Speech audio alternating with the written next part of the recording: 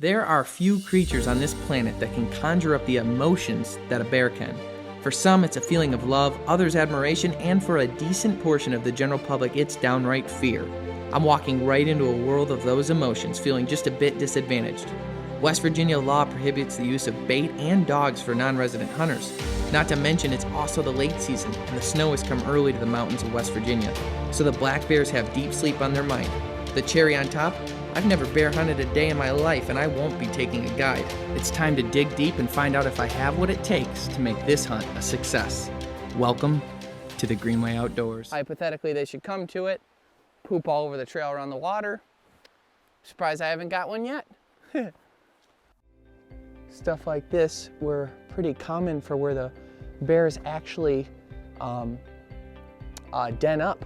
And when I look at this, I can see underneath there that it'd be really easy in these caves for them to be in there.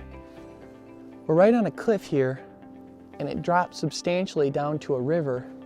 And he says that a lot of times they like to, this is like the edge of the property up to the river there, and they try and stay on this side. And it's kind of eerie, like when you're looking for sign and stuff, you find poop. That's cool.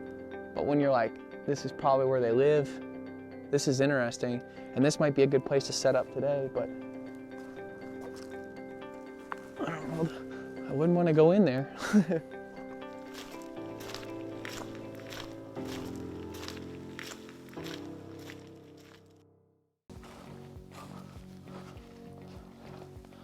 This is bear poop heaven, actually. Yeah, I just stepped in a little bit more right here too. It keeps it fresh if you step in it like that. It really brings out the, it'd be hard not to step in bear poop over here. And the tree stand's right here. This might, I think it's their restroom, but that's a good sign. And we can't use bait and we can't use dogs. So a restroom is something, you know. Right over there's where they wash their hands. I'm just kidding.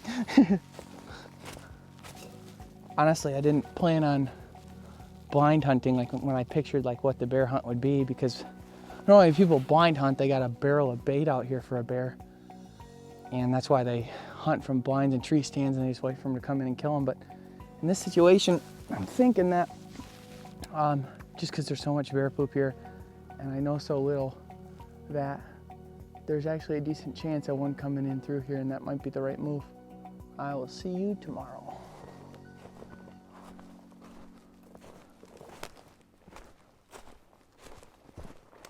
Whoa, more poop. It's day 2 of our learn-on-the-fly bear hunt in the Appalachian Mountains. We found a tree stand on the property we're hunting, and it's surrounded by bear droppings and other game. It's now late afternoon, and finally the moment we've been waiting for. A black bear has just snuck up from behind the stand and is walking just below us.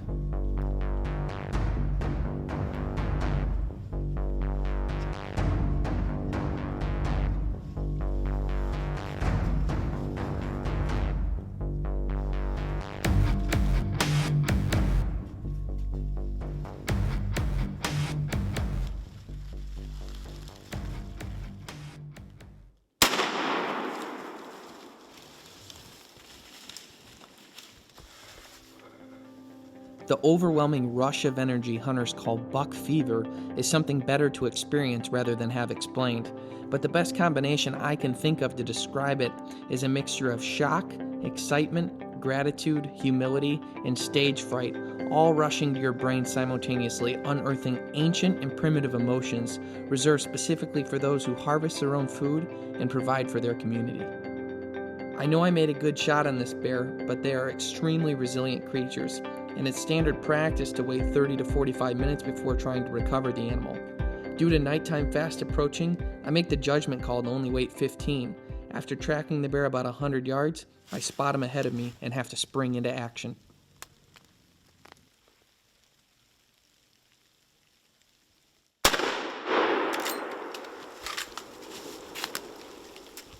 That's it. And that's why you stay ready with your gun at all times. It's never over until you're on them. You know.